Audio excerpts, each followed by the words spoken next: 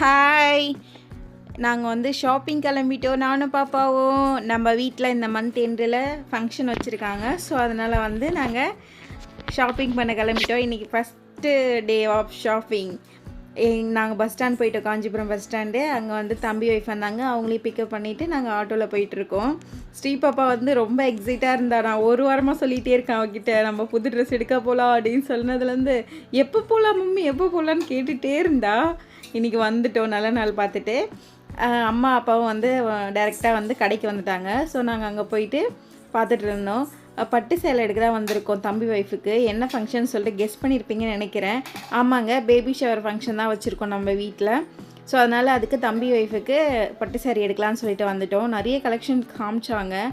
அவளுக்கு வந்து அவள் என்ன சொல்லிட்டான்னா, ஒரு சேரீ பார்த்ததும் நமக்காகவே நெஞ்ச மாதிரி ஒரு ஃபீல் வரும்ல, அந்த ஃபீல் எனக்கு வரக்கவே இல்லைக்கா எனக்கு அப்படின்னு சொல்லிகிட்டே இருந்தா. அதுக்கப்புறம் நிறைய கலெக்ஷன் காட்டுறதுக்கப்புறம் ஒரு 5 சேரீ வந்து செலக்ட் பண்ணி வச்சுருந்தா. அது எல்லாமே வந்து அவளுக்கு ஒன்று ஒன்றா கட்டி விட்டு காமிச்சிட்டு இருந்தாங்க. அதில் வந்து பார்த்துட்டு அவள் ஃபேஸுக்கு ஏற்ற மாதிரி பார்த்துட்டு இருந்தா. நானுமே எனக்கு ஒரு சேரீ ரொம்ப பிடிச்சிருந்தது. ஸோ அதனால் வந்து எடுத்து பார்த்துட்டு இருந்தேன். அந்த அக்கா அப்புறம் குடும்பம் நான் உனக்கு கட்டி விட்டுறேன் அப்படின்னு சொல்லிட்டு ஸ்வீட்டாக சொன்னாங்களா. ஸோ நானும் கட்டி பார்த்தேன். பட் சேரீ எப்படி இருக்குன்னு சொல்லிட்டு எல்லாருக்கும் சொல்லுங்கள்.